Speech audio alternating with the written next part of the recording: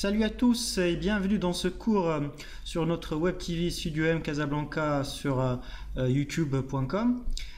Aujourd'hui, je vais vous faire une introduction sur l'interface du logiciel 3D Studio Max ou 3ds Max 2016.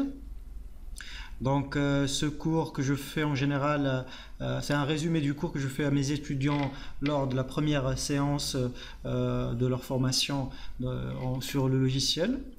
Et donc on va commencer. Alors le logiciel 3ds Max 2016, il n'y a pas beaucoup de différence entre le 2015 2014 même.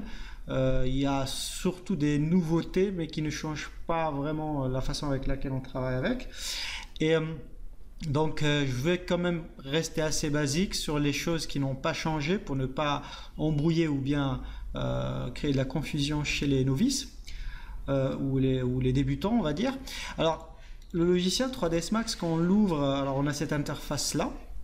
Elle est faite d'un menu, d'une barre d'outils, que moi je dis en général c'est les outils les plus utilisés, parce qu'en général la plupart on peut les retrouver si on cherche bien dans les menus. Il y a le Graphite Modeling Tool qui est celui-là, en cliquant sur ce bouton on peut l'ouvrir. Voilà, et là du coup on a accès à plusieurs choses. Là pour l'instant il n'y a pas grand chose parce qu'on n'a rien dans la scène, donc en fait ça s'adapte sur ce qu'on a sélectionné. Je vais réduire. On a ici ce qu'on appelle le Scene Explorer, c'est qui a été créé sur la version 2015, ajouté sur la version 2015, et là on la retrouve sur la version 2016.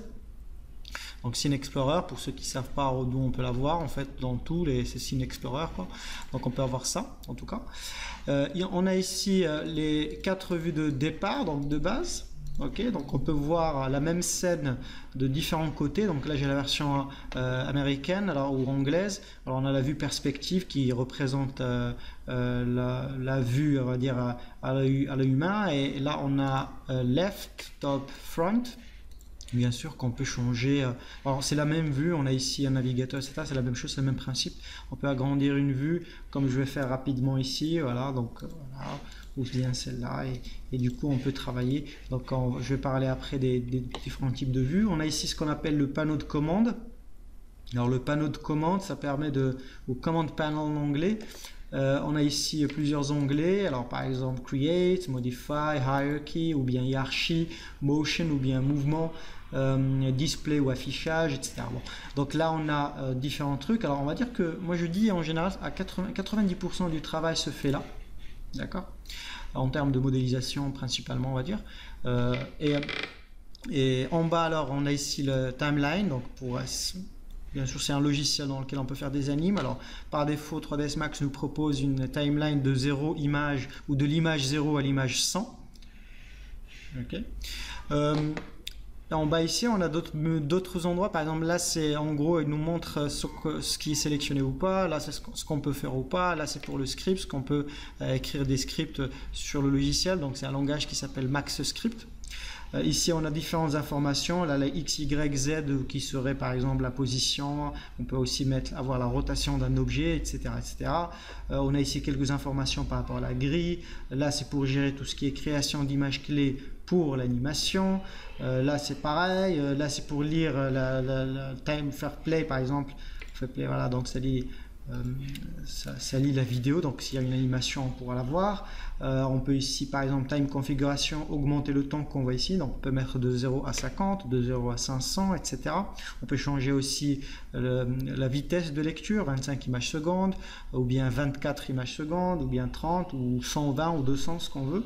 Et ici c'est les outils qui permettent de naviguer dans la scène, donc zoom avant, arrière, zoom sur un objet, agrandir une vue comme je l'ai fait tout à l'heure en cliquant ici. Donc voilà, ça c'est rapidement. Alors si on essaie de revoir juste l'essentiel pour ne pas s'attarder, alors ici par exemple dans l'icône de 3ds Max, donc voilà, ils ont changé. Avant c'était un dragon ou un serpent, là ils ont changé. Ils ont mis cette icône depuis 3-4 versions.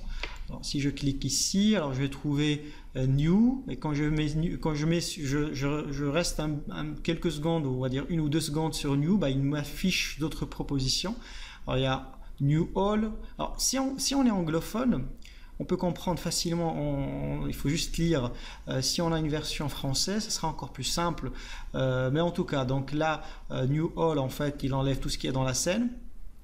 Keep Object, il va rafraîchir 3ds Max avec une nouvelle scène en gardant les réglages et les objets, etc., etc. On peut utiliser les templates. Alors les templates, c'est nouveau. C'est depuis la version 2015. Donc si je clique dessus, voilà, donc j'ai ici des pré-réglages de scène. Alors bon, c'est une nouveauté. Alors je ne sais pas si ça va changer la façon avec laquelle on travaille, mais on va dire pour un novice, ça peut être bien. Par exemple, s'il veut faire un truc d'architecture extérieure, il peut cliquer là. Il peut ouvrir une scène avec ses réglages. Là, par exemple, voilà, Outdoor Courtyard, donc voilà ce qu'on voit sur la photo en fait. Donc c'est des scènes réglées. Là, par exemple, c'est pour un studio. Ça, c'est pour une scène sous-marine. Donc voilà, donc on peut aussi créer Open Template Manager, voilà, on peut créer d'autres templates si on veut. Donc ça, c'est sur le 2016, je pense, si j'ai bonne mémoire. Et voilà, donc là, on peut créer une scène de départ qui peut être utile. Maintenant, moi, j'ai pas eu l'habitude de l'utiliser. Tout le monde peut l'utiliser. Par défaut, c'est cette scène qui est là. En fait, c'est des fichiers Max qui sont enregistrés et qui l'ouvrent à chaque fois. Là, c'est juste une image pour donner une idée. Et bien sûr, ils ont intégré des réglages de lumière, de calcul de lumière indirecte, etc., etc. Donc ça, c'est les templates. Et vous voyez, donc c'est les templates. Template qui veut dire modèle, par exemple. Alors, donc je ferme. Sinon, il y a Reset, comme je fais souvent. Donc pour réinitialiser la scène, en gros, comme si on venait de l'ouvrir. Donc quand on travaille tout ça, on veut réinitialiser la scène. Alors on clique sur Reset. Moi, j'ai l'habitude de faire Reset plus que New All, par exemple. Il y a Open pour ouvrir. Alors on peut ouvrir directement un fichier du disque dur ou bien du Vault. Alors Vault, c'est un système qui permet de stocker plusieurs fichiers qu'on peut mettre en ligne ou sur réseau. Save pour sauvegarder. Save As si on veut créer d'autres types de sauvegarde. Alors on peut sauvegarder avec un autre nom, sauvegarder une copie, voilà, sauvegarder juste l'objet qui est sélectionné ou bien archiver. Alors l'archive, il zip le fichier. Alors si vous avez déjà entendu parler du WinZip, maintenant on a plus WinRAR ou 7zip, mais bon, donc je pense qu'il y a encore WinZip, mais bon, donc là il va prendre tout ce qui concerne le fichier, alors avec les images, donc les assets, etc., tout ce qui est lié au fichier 3ds Max, et il va le zipper, comme ça on peut le stocker, donc l'archiver justement, ou bien le stocker sur une clé ou ailleurs. On peut importer, donc pareil, on peut importer un fichier qui est non natif à 3ds Max. On verra peut-être ça dans un autre cours. On peut fusionner, remplacer et on peut faire des liens. Alors ça, c'est l'une des nouveautés depuis quelques versions. On peut lier. D'ailleurs, ils ont même amélioré le lien avec Revit. Revit qui est un logiciel, pour ceux qui ne connaissent pas, c'est à peu près comme Archicad, on va dire. Pas vraiment comme SketchUp, mais à peu près dans le même domaine. Donc c'est un logiciel qui est utilisé par les architectes, on va dire, pour créer des plans 3D. Et du coup, on peut les importer ici pour qu'on puisse faire des rendus et faire des choses qu'on ne peut pas faire sur le logiciel Revit. Revit, c'est un logiciel qui appartient à Autodesk. Il y a le format FBX, il y a le format AutoCAD. Je pense que la majorité des gens connaissent AutoCAD. Sinon, vous pouvez aller chercher sur Internet, mais c'est un logiciel utilisé par les architectes, ingénieurs, etc. Alors peut-être qu'ils vont rajouter d'autres versions normalement, mais parce qu'il y a beaucoup plus de logiciels que ça chez Autodesk. Mais en tout cas, voilà, on peut linker le fichier. Alors le link, en gros, la différence entre link et merge, c'est que quand je link un fichier, c'est-à-dire quand je lis un fichier, si je modifie le fichier d'origine, il va se mettre, on peut le mettre à jour dans 3ds Max directement.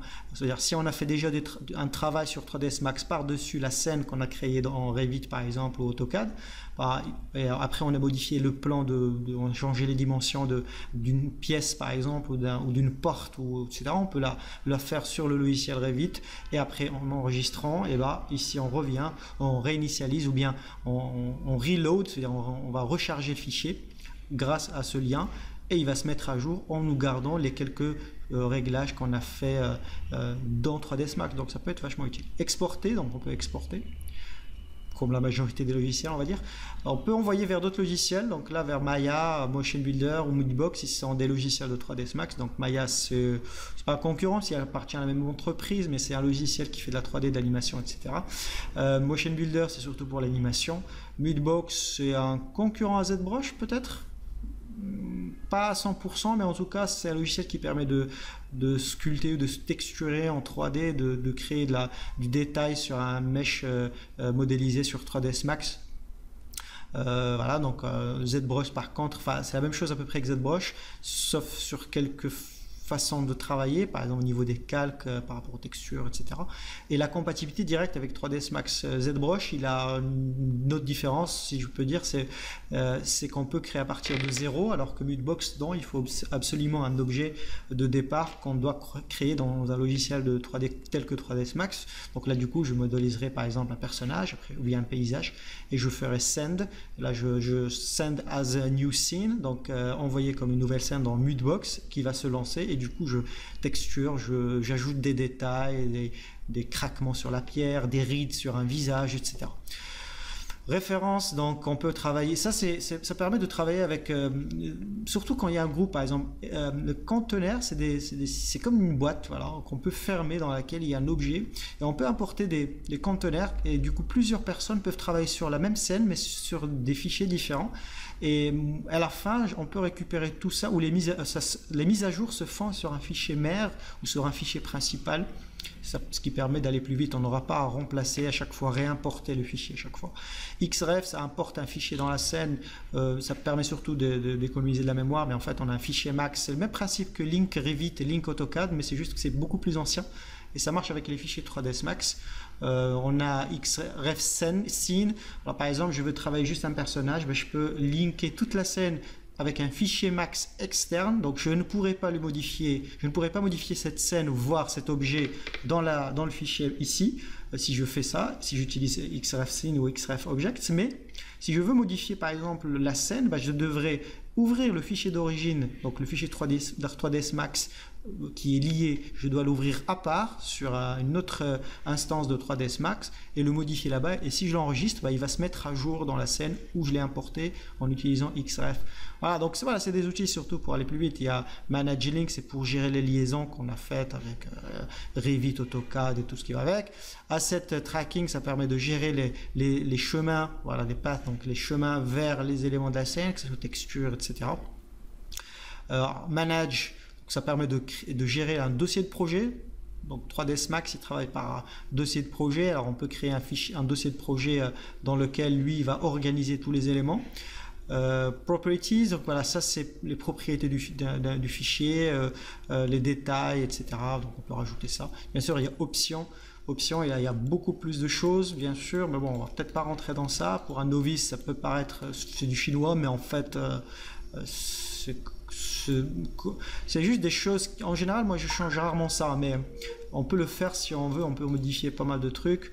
Par exemple, les raccourcis. Alors ceux qui sont habitués à travailler avec Maya, bah, on peut mettre des raccourcis de Maya dans 3ds Max, etc., etc. Mais franchement, pour un novice, il n'aura pas à changer ça.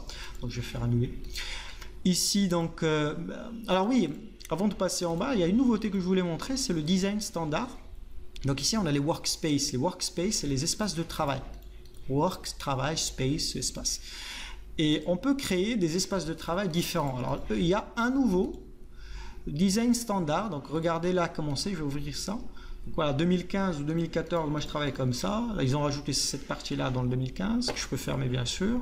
Mais si je viens là, je peux choisir donc un autre espace de travail. Alors, le nouveau, c'est design standard. Vous avez compris, c'est fait pour les designers. Donc, les concepteurs, si on traduit le mot littéralement. Et donc c'est surtout pour les designers, architectes, etc. Donc voilà, quand j'ai ouvert, bah, il a changé cette barre. Et maintenant, j'ai d'autres outils, d'autres façons de voir les choses. Okay. Donc il y a Populate qui permet de créer on va dire, des personnages qui marchent ou qui bougent dans la scène pour donner une vie à une scène, surtout pour la visualisation architecturale. Pardon. Modélisation, get started, ça veut dire débuter, quoi. Donc open, file, new file, file link. Donc là on voit Revit, FBX, AutoCAD comme on l'a vu en haut, Manage Links on l'a vu en haut, importer, etc. Il y a What's New. Donc What's New, ça permet d'ouvrir des vidéos. Donc enfin aller directement sur l'aide de 3ds Max, ça peut être intéressant. Et puis voilà, donc si vous voulez d'ailleurs apprendre plus, là maintenant que je le vois, ça peut être intéressant de le dire maintenant, il y a 3ds Max Help, n'hésitez pas d'aller voir là-bas parce que c'est en gros si vous lisez tout les help, vous maîtrisez 3ds, enfin vous allez peut-être pas maîtriser, mais en tout cas rien ne va vous échapper de 3ds Max.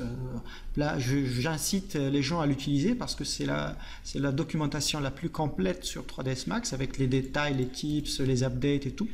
Donc allez-y, n'hésitez pas. Il y a aussi le Learning Path pour apprendre plus sur tout le logiciel 3ds Max vous-même, sans avoir à faire exactement la même chose tout le temps. Donc vous pouvez découvrir d'autres choses qui sont faits par l'équipe d'Autodesk. Donc je pense qu'on peut dire qu'en gros ils savent ce qu'ils font, surtout qu'ils bossent avec des professionnels du monde entier pour justement réaliser ces cours. Alors, qu'est-ce qu'il y a d'autre? Il y a nouveau, ouvrir, enregistrer, annuler, redo, c'est-à-dire rétablir l'action. Ça, c'est le dossier de projet. Donc, si je clique dessus, voilà, je peux rechercher un dossier, créer un nouveau dossier, etc. Et en bas, on a donc Edit. Je vais aller rapidement parce que sinon, ça va être une vidéo de plusieurs heures. Mais dans Edit, on a des fonctions comme Undo, Redo, donc annuler, rétablir, supprimer, cloner, pivoter un objet, déplacer un objet, etc., etc., etc. Gérer les sélections. Tools, c'est des outils, donc miroir, light lister qui permet de gérer les lumières. Là, on n'a pas de lumière, donc il n'y a rien. Qu'est-ce qu'il y a d'autre? Scene Explorer, qui est cette partie-là, etc., etc. Il y a Group, qui permet de grouper des éléments pour aller vite. View, ça permet de gérer les vues. Voilà, donc on peut manipuler ces vues ici. Create, alors tout ce qu'on peut créer sur 3ds Max se trouve ici. Ok, donc objet primitif, box, tac, je choisis box et look. Box, etc. Modifier, c'est les modificateurs qu'on peut appliquer sur un objet. Alors ils sont par catégorie, qui sont là. Animation, ça permet de gérer les animations générales, que ce soit de personnages, les IK, les cinématiques inverses, cat, etc., etc. On peut enregistrer une animation, charger une animation. Donc voilà, tout ce qui. On a même l'Autodesk Animation Store. C'est un système, c'est un site. Ça nous amène vers un site où on peut acheter des animations, tout simplement. Le Graph Editor, ça permet de gérer les graphes les graphes, c'est surtout par exemple un Curve Editor. Voilà. Donc ici, si on anime un objet, on aura ici des courbes d'animation. Peut-être un peu avancé pour ce cours d'introduction. Rendering, donc ça permet de gérer les rendus. Donc il y a une nouveauté sur 3ds Max 2016, c'est Render in Autodesk A360. Alors c'est très proche d'un avion Boeing, ou plutôt pas Boeing, mais voilà, l'entreprise Airbus, voilà. Mais bon, donc ça c'est surtout pour faire des rendus sur Internet, sur un service qui a été créé par Autodesk. Le but du jeu, c'est de faire un calcul sur une autre machine plus puissante et du coup, on peut travailler sur notre machine. Bon, ça existe depuis quelques années. Je vous encourage à l'essayer et ça permet aussi d'avoir accès à ces rendus sur Internet, de lancer des rendus depuis Internet parce que tout simplement, il va charger le fichier avec les éléments sur un site, sur le cloud. Pour ceux qui ont un compte Autodesk que tout le monde peut avoir en fait et du coup il y a une partie, on peut faire des choses au début gratuitement mais après c'est des crédits et du coup on doit acheter les crédits pour avoir de plus en plus de choses et c'est beaucoup plus vaste que faire des rendus. Là-bas ça a été lancé avec Autodesk Revit, mais maintenant ils l'ont rajouté à partir de la version 2016 sur le logiciel 3ds Max. Bon, je vous encourage d'aller voir un peu plus sur le site d'Autodesk 360. Alors voilà, ici donc le rendu, ça permet de faire des rendus, de gérer les textures, les lumières, les effets, l'effet d'environnement, les effets tout court, etc., etc. Camera Sequencer qui vient d'être introduit officiellement sur la version de départ. Avant c'était une installation en plus qu'il rajoutait, maintenant c'est introduit et du coup c'est la même chose que sur Maya depuis quelques versions, mais ça permet de faire un espèce de montage avec plusieurs caméras directement dans 3ds Max, de faire des rendus de différentes cams en regardant une espèce de pré-montage directement sur la vue 3ds Max. Voilà, je vous en dis pas plus. Il y a Civil View, donc ça c'est surtout pour tout ce qui est lié au design. Voilà, donc Autodesk Civil View. On va pas rajouter d'autres logiciels ici, on va laisser. Customize, donc c'est pour customiser le logiciel. Tout ce qu'on veut, les raccourcis, les chemins, l'interface, etc.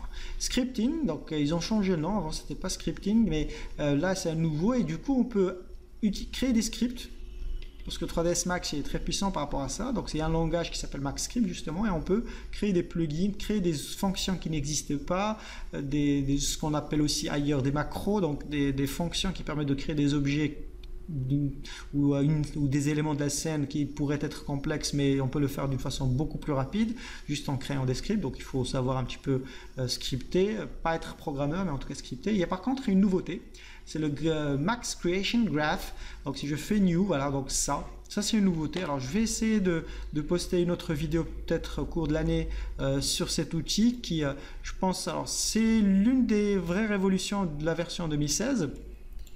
Et qui permet justement de créer des modificateurs nous-mêmes grâce à des fonctions qu'on peut mixer à notre guise et du coup créer des choses qui n'existaient pas avant. Alors avant on pouvait faire ça surtout en programmant, maintenant ils ont créé cette partie-là, on peut s'amuser à faire des choses qui peuvent être assez sympas et voilà, donc ça peut être assez cool. Donc là pour l'instant j'ai pas vraiment découvert tout le système, je vais essayer de le faire prochainement. Mais en tout cas, je vous encourage à le faire de vous-même. C'est une nouveauté. Tout le monde est novice dessus, mais il y a déjà pas mal de sources ou de ressources sur Internet pour un petit peu avoir plus de notions sur ça. Il y a aussi l'aide de 3ds Max. Voilà.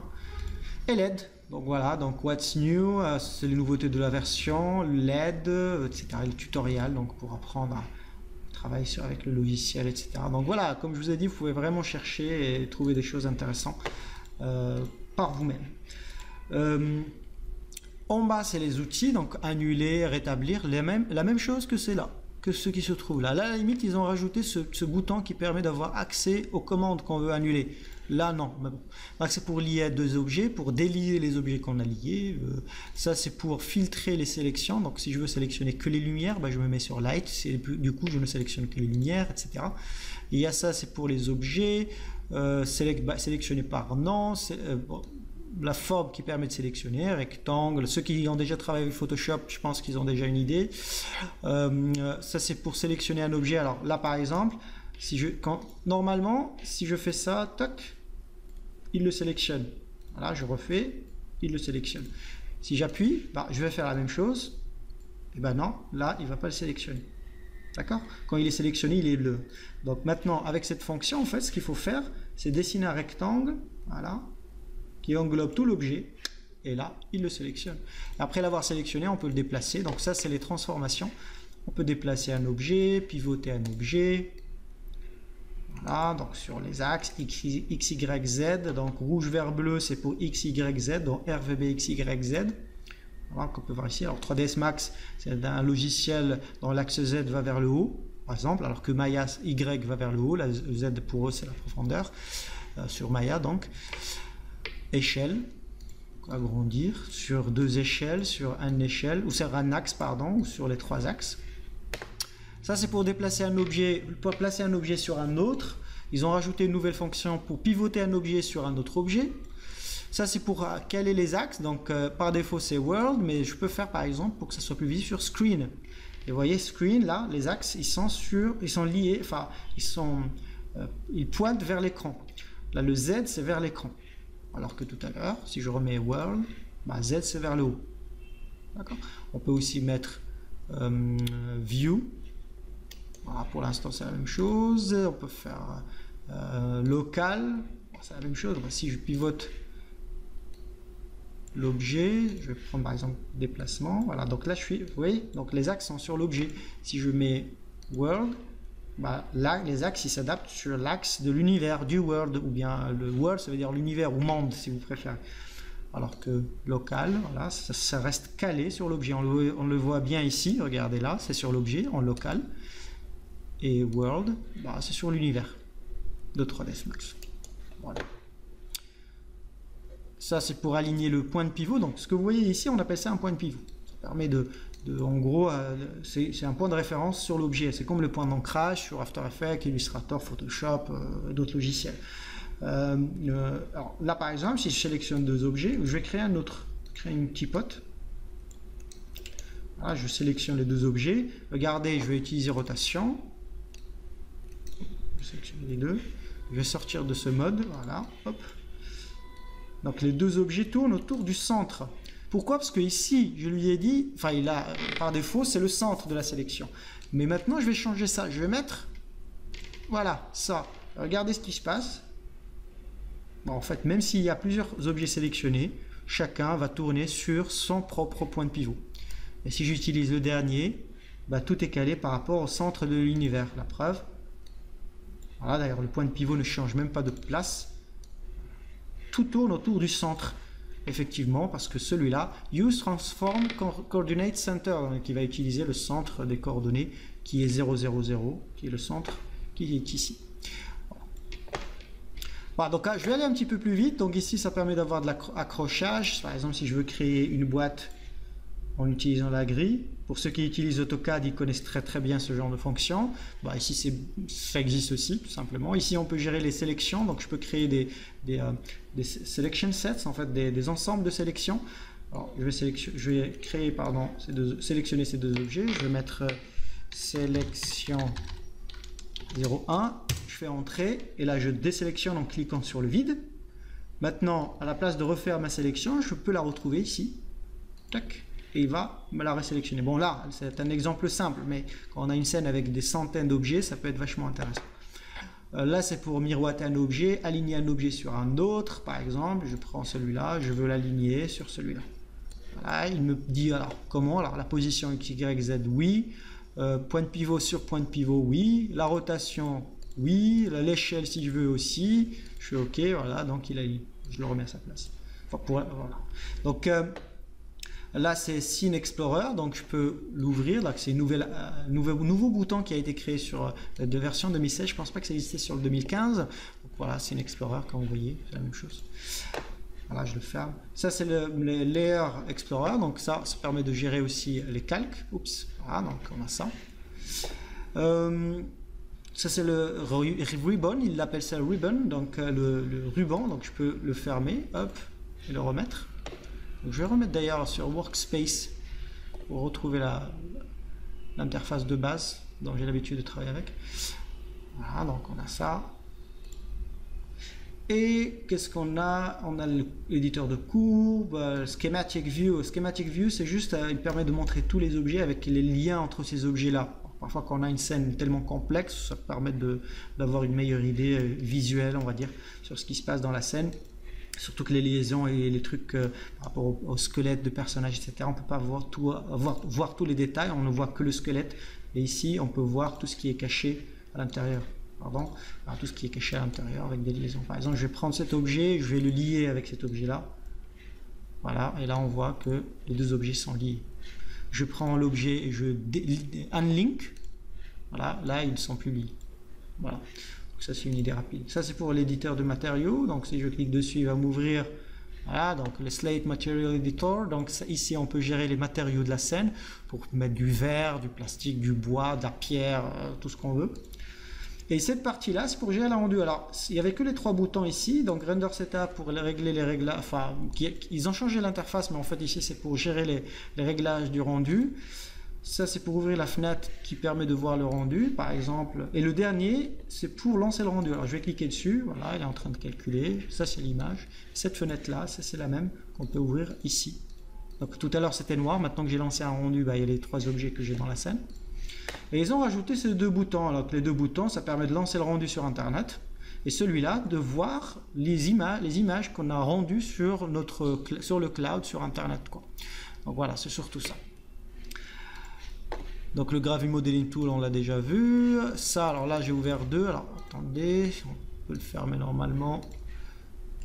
On peut le délier comme ça. Voilà, je vais le délier plutôt. Je vais faire l'ancienne et je ferme. Voilà, donc là, j'ai un seul. Je peux toujours le déverrouiller comme ça. Je vais essayer de le remettre sur le côté. D'ailleurs, on peut faire ça même pour les panneaux de commande. Alors, ça marche si on a plusieurs écrans. Ça peut être cool. Parce que là, je peux faire ça et les mettre sur un deuxième écran.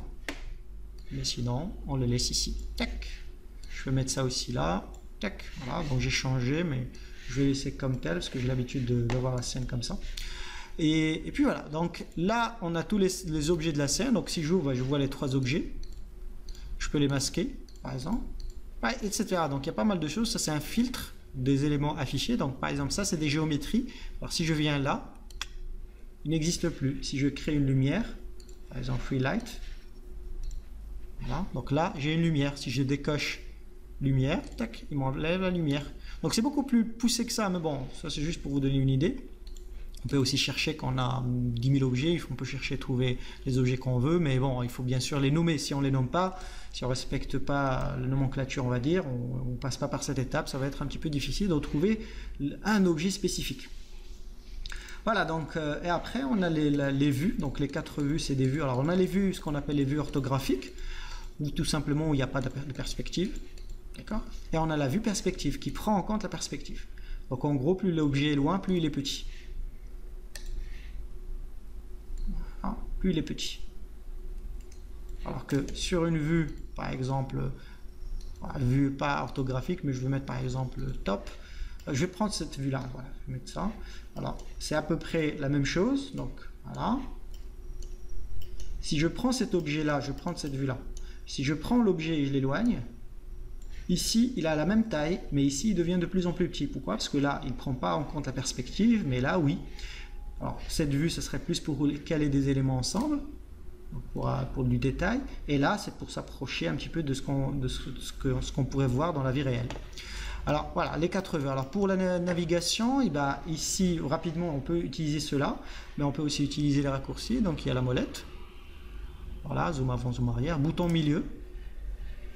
D'accord? Là, pareil. Pareil pour les autres vues aussi. Mais on peut aussi utiliser Alt bouton milieu pour faire une rotation. Voilà. Et on a aussi le View Cube, voilà, qui permet de faire la même chose. Alors, le View Cube, vous allez le retrouver sur AutoCAD, Revit, Maya, 3ds Max, et peut-être d'autres logiciels d'Autodesk que je ne connais pas. Mais en tout cas, ici, on a Front avec des flèches. Ça, c'est pour le top. On peut aller sur le coin, on peut aller sur le coin ici. On peut faire tourner le disque. Et si je clique sur la petite maison, Home, voilà, donc il me remet la vue de départ. J'ai aussi la possibilité de naviguer avec les outils qu'on a là. Donc ça, c'est l'outil Zoom. Voilà. En bas, on peut en fait dessiner une zone sur laquelle je vais zoomer. Donc là, pareil. Là, c'est pour zoomer dans les 4 vues en même temps. Ça, c'est pour la main, donc l'équivalent du bouton milieu. Ça, c'est pour cadrer. Alors, pour cadrer, je clique, il va cadrer toute la scène. Maintenant, si j'ai un objet sélectionné et j'utilise cadrer, il va cadrer que l'objet sélectionné. Si je mets Zoom Extends, All Selected, donc tout ce qui est sélectionné, tac, voilà ce qu'il va faire. Donc, il va faire la même chose sur les autres vues. On a aussi rotation, rapidement. Donc, il y a orbite, il y a plusieurs types de rotation. En fait, on va rester sur ça pour aller vite. Il y a aussi pour agrandir la vue.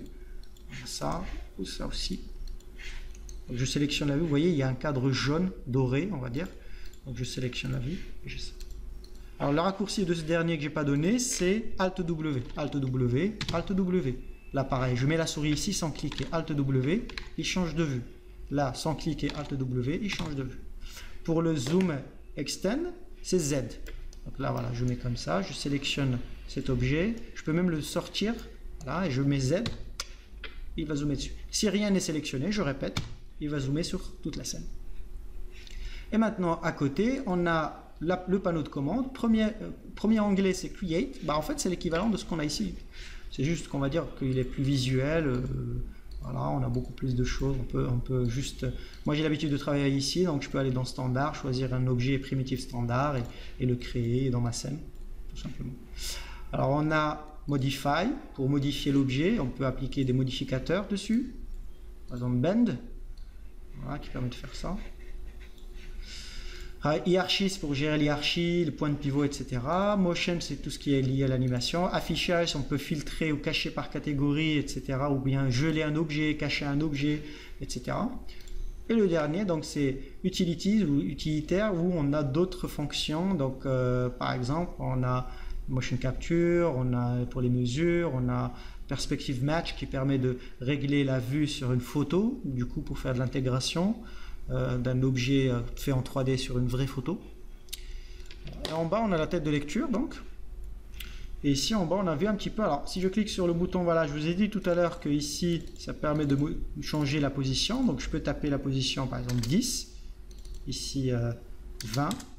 Et la hauteur, donc, je vais mettre 30. Voilà, là, il s'est soulevé. Par exemple, si je suis sur rotation, bah maintenant, c'est pas en centimètres, mais c'est en angle. Je peux taper ici 0. Je peux mettre 90. D'accord. Échelle, voilà, donc c'est en pourcentage. On peut aussi isoler un objet avec ça, ce bouton. Alors, les autres, ils n'ont pas été effacés, ils ont juste été masqués temporairement. Donc c'est un mode isolation, comme pas mal de logiciels. Verrouiller la sélection. Par exemple, je ne veux pas sélectionner autre chose à part ça, je verrouille la sélection. Le raccourci, c'est espace de ce bouton. Donc ceux qui travaillent avec Adobe Photoshop, faites attention parce que ici, par réflexe et par expérience, je sais qu'il y a plein de gens qui veulent déplacer, c'est-à-dire faire ça avec espace comme sur les logiciels Adobe, Photoshop Illustrator principalement, mais ici ça verrouille. Donc bizarrement, il y a pas mal de personnes, ça leur arrive d'utiliser espace pour se déplacer. Après, par instinct, ils utilisent le bouton milieu, mais ils oublient de déverrouiller la sélection. Donc, avec le bouton espace, voilà, ça verrouille. Faites attention. Ça, c'était juste entre parenthèses. Maintenant que la sélection est verrouillée, je ne peux pas sélectionner autre chose. Alors, je prends l'outil Select Object. Voilà, je ne peux pas sélectionner les objets. Ouais, etc., etc. Donc, il y a pas mal de choses dans la scène, donc je vais peut-être m'arrêter là et on va essayer sur une autre vidéo que je vais essayer de préparer pour vous montrer comment on peut créer un objet simple, même si vous avez vu un petit peu ici comment on fait, mais bon, je ne suis pas rentré dans les détails, c'était juste pour un souci de démonstration. Vous pouvez avoir ça prochainement sur une autre vidéo. Donc sur ce, si vous avez des questions, n'hésitez pas à nous envoyer ça sur notre page Facebook ou bien sur notre Web TV sur YouTube, donc Studio M Casablanca. Si vous avez des suggestions ou des demandes, n'hésitez pas aussi. Si vous avez des remarques aussi par rapport aux vidéos ou bien une erreur que j'ai dû faire pendant le cours, n'hésitez pas. Donc on reste en contact et je vous souhaite une bonne formation et j'espère que vous avez apprécié cette introduction au logiciel et j'espère que ça n'a pas été très très long. En tout cas, ça m'a fait plaisir de vous présenter le logiciel. N'hésitez pas de le télécharger, vous avez une évaluation de 30 jours et si vous êtes étudiant, vous pouvez avoir une licence temporaire qui dure minimum une année et je vous souhaite donc bon courage lors de votre formation et à une autre vidéo